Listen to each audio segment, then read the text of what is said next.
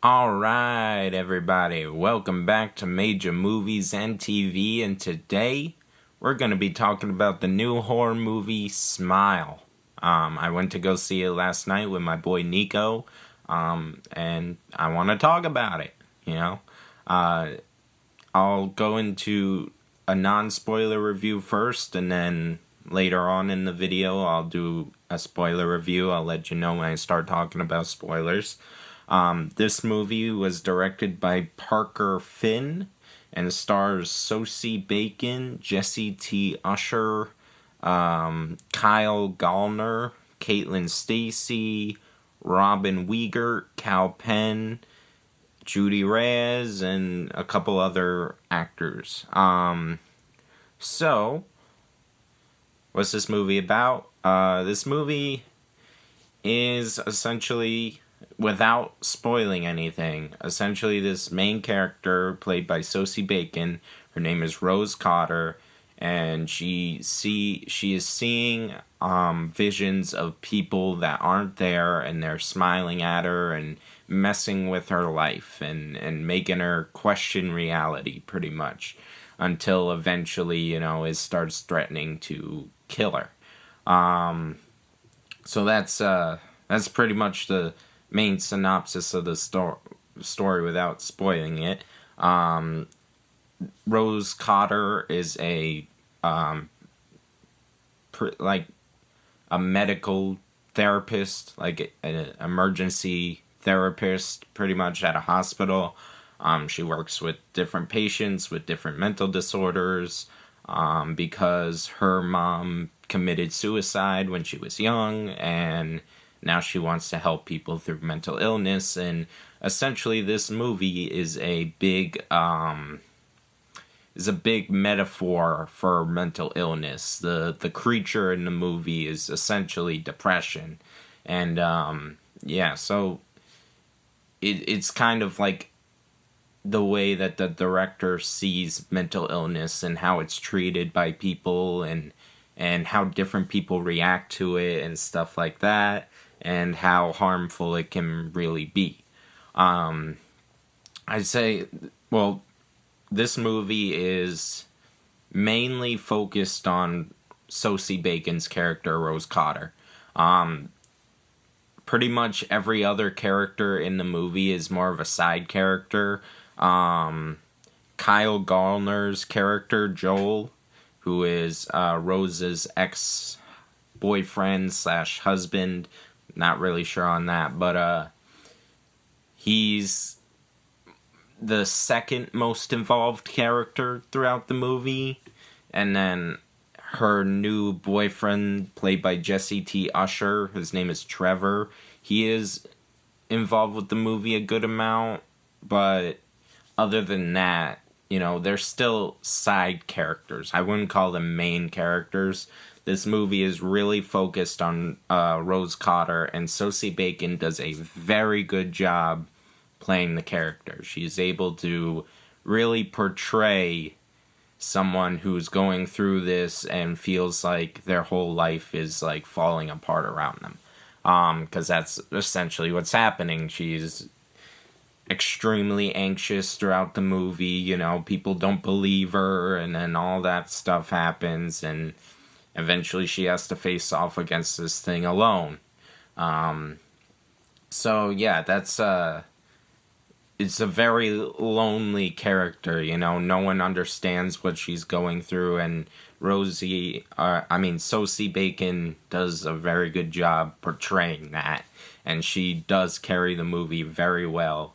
The trailers for this movie don't do it justice. The trailers make it out to be kind of like a jump scare fest, and yes, there are a lot or most of the scares in this movie are jump scares, but they're not trash jump scares, Like, it's not a jump scare that the music builds up, and then something's about to happen, and then all of a sudden it's just some random dude, Like, the jump scares in the movie are the actual creature itself. Like they actually have a point, Like, there wasn't any jump scares in the movie that that amounted to nothing.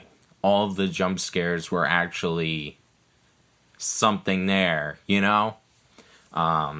So yeah, that was a good part in the movie. Good part of the movie is just that the jump scares weren't cheap. You know, they didn't go nowhere, you know? So that's good. There wasn't a whole lot of comedy in the movie either, which is good. You know, it didn't try to. It took itself seriously, which is good. There was some small bits where I laughed at pretty much the sister character played by Gillian Zinser, Holly. Holly is Rose's sister in the movie, and she's kind of yeah, she's something else, and her husband there's a wet rag. So, you know, she kind of, you know, bosses him around, calls him a dipshit and shit, and it's kind of funny. But other than that, there is no other comedic moments in the movie. So I thought that was good. This movie takes itself seriously and actually feels like it has a purpose. You know, it's not a movie that's out there just to be a movie that tries to scare people. It actually has a point to it. It has some decent scares. You know, is it the scariest horror movie I've ever seen? No, not at all. It could have been scarier, but it made me care enough about the main character to the point where I was like, you know, it might not be super scary, but in all reality, I don't get scared by horror movies that much anyway at this point. I'm kind of desensitized to them. So, right now, I think with horror movies, you really have to focus on making characters likable and relatable. Because a lot of people nowadays are very desensitized to horror. We've seen a lot of horror movies, and they're all extremely bloody and violent, and then there's violence that happens in our own world that a lot of people have seen. So it's like now people are so kind of desensitized to it. The only way to really, you can't really scare people. You just have to make them feel unsettled. You have to make them feel like there's something, you know, someone's in danger that they actually give a shit about. Because if you don't give a shit about the character, you have to feed off of people's empathy, you know, at this point. Because just showing things does nothing for people nowadays, especially me. I get scared when a character I give a shit about is about to die or something like that. I don't get scared when just seeing death, you know.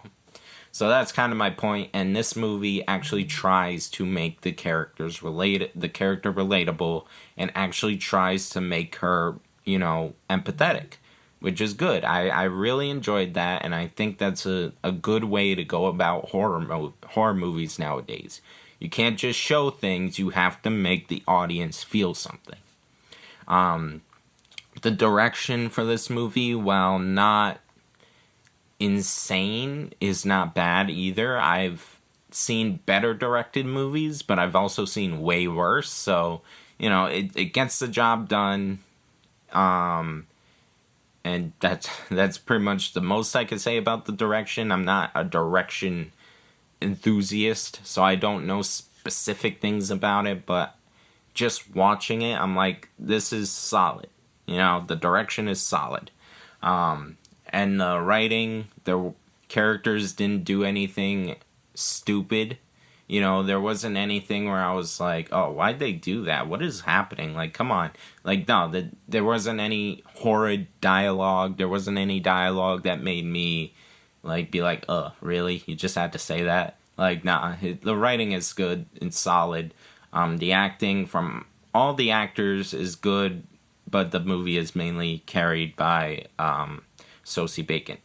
And then other than that, when it comes to actually showing the creature and, like, really having it be in the movie, it was a little disappointing. The ending was a little disappointing. I won't go into spoilers as to what happens, but it wasn't bad either, so you know. Other than that, yeah, this movie is solid. There's nothing horrible about it. There's nothing egregious about it. There's nothing that I can sit here and be like, oh, no, that part bugged me. Like, nothing about it bugged me, which is good, you know? Everything was at least good, and then some parts of it were better than others, you know? I'd say definitely the ability to make me care about the main character is this movie's strong suit. And the jump scares actually being important to the story and actually showing you something important, that those two things are the carrying point of the movie. There wasn't anything that wasted time, which is good. It definitely does feel like a movie like The Babadook or, you know, It Follows, where the monster is kind of a representation of something else, and it puts the character through more emotional turmoil than anything physical. So yeah, that's kind of like the creature itself reminded me of the Babadook. You know, for maybe not design wise, but just goal wise, it kind of reminded me of that. So it is similar to other movies, but it differentiates itself enough to the point where I can say that this is a good movie on its own and worth the watch in theaters. I went to go see it in the movie theater. It was good. So if you guys are horror fans in general and you just like to go out and watch horror movies, I definitely suggest this movie. I don't think it's anything that will turn a non-horror fan into a horror fan, but it is good for horror fans. I think that this could be a I don't really know if it should get a sequel, but I guess we'll see what happens. But I think it could be a very successful movie, and I think that a lot of people will enjoy it for the most part. So now I'm going to go into spoilers. I am going to be talking about spoilers. So if you don't want to get spoiled for Smile, do not keep watching the video. Go watch the movie and then come back and finish the video. You know, I'm warning you right now. Talking about spoilers, so get ready. 3, 2, 1, spoiler time. Alright. So, the movie starts out, and we are following Rose Cotter at her job. You know, she's helping out the psych patients at her hospital. The first patient she's working with there is, I believe his name is Carl, but I'm not 100% sure. But this dude essentially is, he has like panic attacks where he keeps saying everyone's gonna die. He's like, he's gonna die, she's gonna die, die, I'm gonna die. Like, he keeps doing that. And, so like, she's calming him down and working with him, and then she sends him off to, you know, his room or whatever. And then what happens is this girl, Laura Weaver, who is played by Caitlin Stasey, is brought into the hospital as like an emergency type deal. And Rose Cotter goes to see her and talk to her and see what's going on. And Laura Weaver essentially says that she saw her professor kill himself in front of her, and now she's seeing visions of people smiling in front of her, like a super creepy smile, and her life is being messed with, and she's kind of losing her mind essentially, and she's trying to get the doctor to believe her because no one is believing her. And that's essentially like one of the biggest points of the movie, is that people aren't believing when these people say they are seeing something. They brush it off. They don't want to believe it. They don't want to think it's real, which can be like the same as with mental health and depression. Some people don't want to acknowledge it. Some people would rather call you crazy. You know, they would rather push you to the side than actually believe you and help you deal with it. They'd rather point out like the scientific reasons for something to happen and not just treat you like a person, you know? They'd rather lock you away. So that's that. And pretty much Laura is in front of Rose, and all of a sudden she starts getting dragged on the floor, and she's like on the floor, like freaking out, screaming. And then Rose calls for security, and then she looks back, and Laura's standing there with the smile on her face, and she has a piece of glass in her hand, and she just cuts her face and neck to make it look like a giant smile with the glass, and then she dies. So that's that. Rose sees it, and then, the body is brought out of the room and stuff like that. One thing I did think about while I was watching this, I'm like, are there any cameras in this place? Because, like, the way that Laura got possessed by this demon thing, she is dragged onto the ground. She doesn't move her own body. You can kind of see that her body is being moved by something else, like the way that it's shot.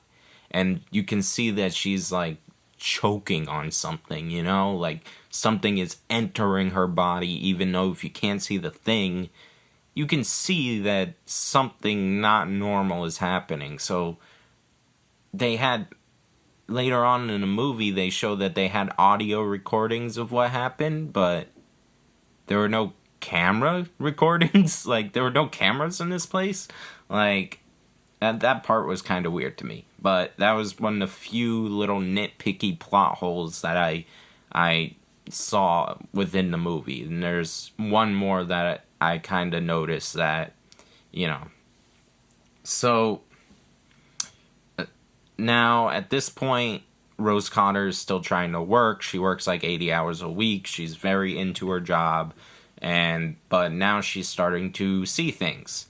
And while she's at work, actually before that, she's at home.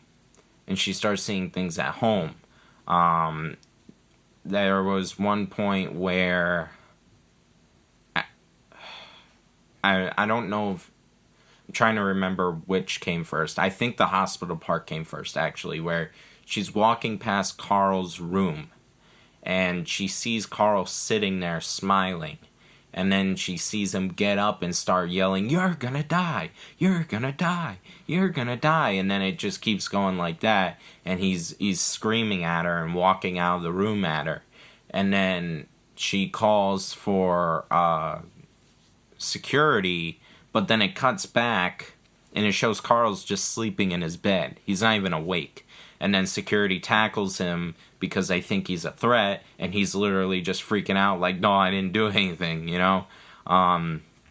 So yeah, that happens, and then when that happens, her boss, played by Cal Penn, decides to send her home for a week, to get her mind right. So that happens. And so pretty much this creature is able to completely mess up your view of reality and make you think things are happening when they're not, or make you do things that you don't realize what you're doing, And at one point, she's at home and her boyfriend isn't there, or fiance or whatever, and then her security alarm goes off and her back door is open. And she doesn't understand why or how. Her cat is missing, and the security alarm goes off, and she's freaking out. The cops come, and they find that there's nothing there. So I actually liked, this is a little off topic from the movie. It's not a huge deal in the movie, but I liked how they made the cops normal people. I was, the fiance there is black, and I was expecting there to be some sort of, issue with the cops for some reason. And it didn't happen like that. Cops showed up, they were actually really respectful to her. The cops were the most respectful people to her, because the cops were like, yeah, no, we checked it out. There's nothing there, but if you need any help, just, call us and we'll come out and help you. And she was like, oh, okay, I swear something happened, though. And they're like, no, if you need help, just let us know. And then they go to leave. The fiance pulls up. He gets out of the car, and they're like, good evening, sir. And he's like, yeah, good evening. And it was just normal. And I'm like, yes, thank you for just making it a normal thing, Like, that was nice. I like that little thing in there. It's not a main story point at all, but I just wanted to bring it up because I was expecting there to be a problem, and there wasn't. So that was nice. So yeah, that happens. The fiance starts thinking she might be a little crazy. And then, so at one point they went out to dinner with her sister and the husband there, and her sister Holly and the husband. And during the dinner, she was kind of out of it. She wasn't really listening. They get into arguments, but at one point she mentioned that her nephew's birthday was on Saturday, and that he wanted her to come or whatever. So now that she's off work, she goes to the birthday party, and everything is fine at first until the nephew opens up his present. Now, she thinks that the present is a toy train, and the nephew opens the box, and it's her dead cat. It was a little surprising. I didn't expect it to go there, but yeah, the dead cat was in the box. So, that kind of traumatized the kid. And, they got into a fight, and she's standing there, and she's like, I didn't do this. I didn't know that this would happen. I would never do this. She's, and this is what I liked about the movie. She's literally standing there crying, holding this dead cat, like, I don't know what happened. And people are just looking at her like she's crazy. And it makes you feel like, you're like, man, that's not fair. Because as the audience, you know that it wasn't her, but the people in the story don't know it wasn't her. So it's just kind of this thing where it's like, in this situation, the world is just not fair for her. She has nowhere to go to, and then the creature's there. The creature appears as one of the girls at the party and smiles at her.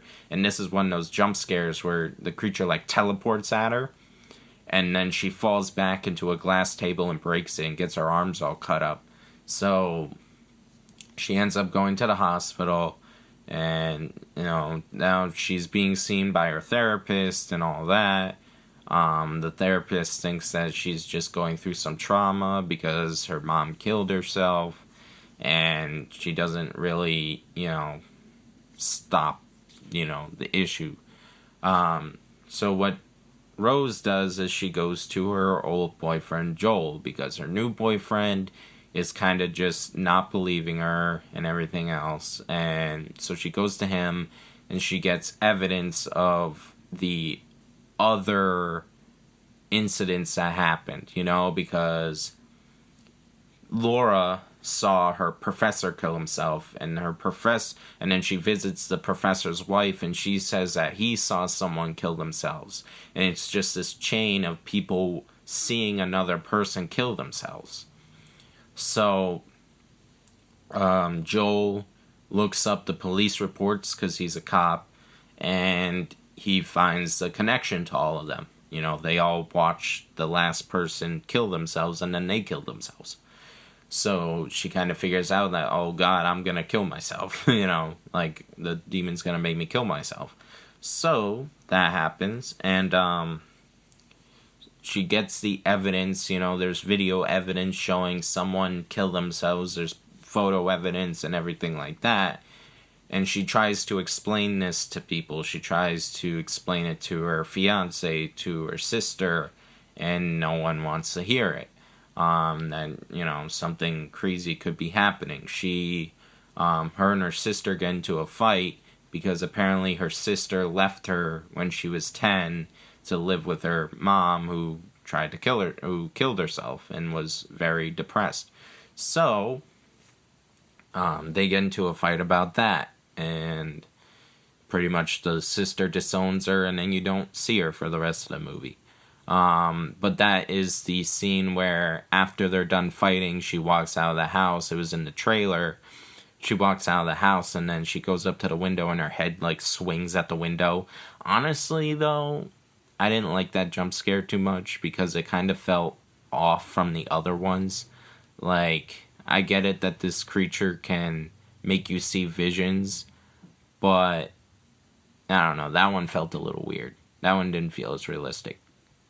And I guess, it's not the most important thing to be realistic in a movie like this, but it just didn't feel like the rest of the movie. Like, the head falling, like, it was a cool effect, but it didn't feel like the rest of the movie, if that makes sense to me.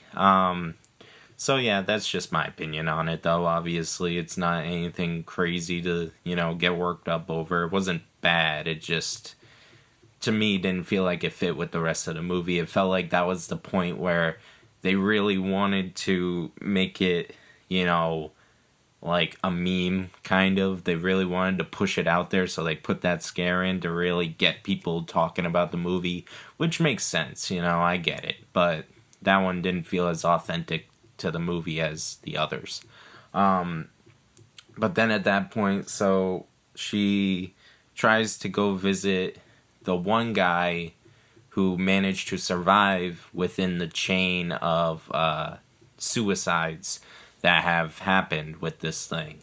And he pretty much explains to her, he's in jail right now, and he's explaining to her that the only way to break the chain is that this creature feeds off trauma. So if you kill someone else and pass it to a witness of the murder, then you survive the chain, because you're passing it on to someone else who has now been traumatized because they saw that you killed someone. It pretty much just works on trauma. So, it feeds off it. So, she's like, at this point, going crazy, debating whether she wants to kill someone, whether, she can fight this thing on her own and stuff like that. And she's essentially going crazy. She shows up to her work with a knife, and there's a scene where she goes in and she actually starts, stabbing Carl, and her boss sees her, but then it turns out to be a vision because Carl's, like, laughing with her, and then her boss, like, rips off his own face and stuff, which looked pretty good. I like that scene. But one thing that this movie does pretty well is make you think something's happening when it's really not. Like, it can make a vision that she's seeing seem real to the audience, and that's good, because then you kind of get put into the character's shoes, you kind of see it for yourself, like, oh, is this really happening, or is it not? She's envisioning herself going into the hospital, killing the patient, and then everything else. But then it cuts back and she's still in her car, and her boss goes up to the window and he's like, yo, what's happening? The boss sees the knife in her car and then calls the police, and she drives off to her old family home that she used to live in that's in the middle of nowhere, because she's like, no, I need to be alone. I can't pass this thing on to another person. So, that's that. And so she makes it to her old home, and she starts seeing visions of when her mother killed herself. And pretty much it's revealed that she could have saved her mom at that point because she took, like, pills in order to kill herself. And and Rose, who was 10 at the time, is, like, seeing her, and the mom's like, I made a mistake, please get help. And then she ends up not calling anyone because she's scared. And she's, like, holding on to that trauma, and that's why she wants to help people now that she's older, because she couldn't help her mom. And the creature essentially is taking the form of her mother at this point, and is is like trying to traumatize her even more and feed off of her mental problems and trauma with this. So what happens is the creature is in the form of her mother, and then she grows into this monster type thing, which honestly is one of the more disappointing parts. I kind of wish that the creature had more of an original form, you know? Like, it kind of just takes the form of other things up until the very end, and it can make her see a giant version of her mother, but, you know, it can't come up with its own form, you know? It kind of was weird to me. I wish it was just in its normal form the whole time, like, after that point. So what happens is the mother creature, you know, tackles her, but she is able to fight back. She's able to break its arm or whatever. And then she ends up going to... After she does that, she burns the creature alive with a candle. Not a candle, a light thing. And, yeah, and then the house burns down behind her. She leaves, and then she goes to Joel's place and asks him to stay at his house. You know, she could sleep there. Until another twist, that was all a vision created by the demon. And because Joel, in the vision, starts smiling at her. So, and she runs out of his apartment, and turns out she just ran out of the house she was in. She's still at her family's old house. The creature made her think that she killed it and that she's okay. And by, you know, association, made the audience think that she killed it and got away. Which, again, is one of this movie's strongest points, is that it actually makes the audience think that something is happening when it's really not. And it does it well enough with the direction that you actually believe it. You're not like, oh, this is a vision. Like, no, it actually does it multiple times in a movie, where it actually makes a vision feel like it's actually a scene in a movie that's really happening. And then it twists, and then all of a sudden you're back to where you were. And I thought that was pretty cool throughout the movie. I like that. So she's still in her family house, and this creature is still there. And it comes out of the hallway and starts opening up her mouth, and and then it like rips its own face off and reveals its true form. And its true form is just this giant monster with no skin and a weird mouth.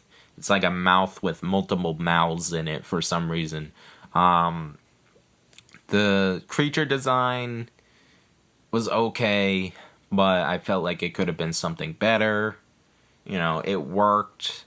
You only see it for like 5 seconds, so it's not like it's there for like a long time. The original form of the creature, you only see it for like a minute maybe. But, you know, it does its job. It's a thing. It's a creature. It doesn't look bad. The CGI doesn't look bad. It looks like CGI, but it looks like decent CGI. So, you know, it's not like a bad thing. It just kind of, I don't know. I wish the design was a little bit more unique, you know, because I felt like this thing could have been an iconic supernatural monster thing, you know? Like, this movie could have been more unique and more iconic, you know? And so it was kind of disappointing that the creature itself wasn't more unique and more iconic and more like something you can remember very well, you know? And something that represents, you know, like when you think of like Annabelle or The Nun or something like that, like the design gets to you. You remember it. This one, not super memorable. I've seen similar designs, you know? It looked like Frank from Hellraiser. So at this point, the demon thing has taken over her body, and it's And then Joel shows up at her family home, and he kicks the door down, and he's looking at her, and she's smiling. She's smiling, and she just poured gasoline all over herself. And she has a match, and she lights herself on fire, and Joel watches it, passing the curse on to Joel. And that's how the movie ends. Not a happy ending at all. I didn't expect it to go like that. I thought maybe she would find a way to stop it, or at least, stop it from passing itself on. But no, not only did she die, but she also passed it on to Joel. So it just doesn't stop, which sucks. But it was a decent ending. I think another plot hole, I mentioned it earlier, and something that I wanted to bring up was the fact that in order for this thing to pass on, there has to be a witness. Someone has to see the death, and then the creature feeds off of their trauma after seeing the death.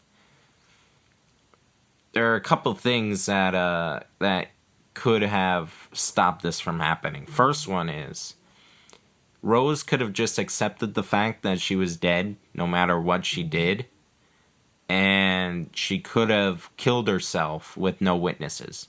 Now, maybe the creature would have stopped her from doing that, but she could have killed herself with no witnesses, and then just the creature would have nowhere to go at that point. So that's one way she could have stopped it. The other way is she could have killed someone in front of a witness and then killed the witness. You're already going to go to jail for one murder, might as well go to jail for two, kill them both, and then kill herself if she really wanted to, but, make sure it doesn't pass anywhere. It would be impossible for it to pass to anyone if you kill someone and then kill the witness, So there's that. There's that way of stopping the spread, at least. And then also Joel at the end of the movie, he knew that that the thing was passed on through someone seeing someone die. So I don't know why he chased after her.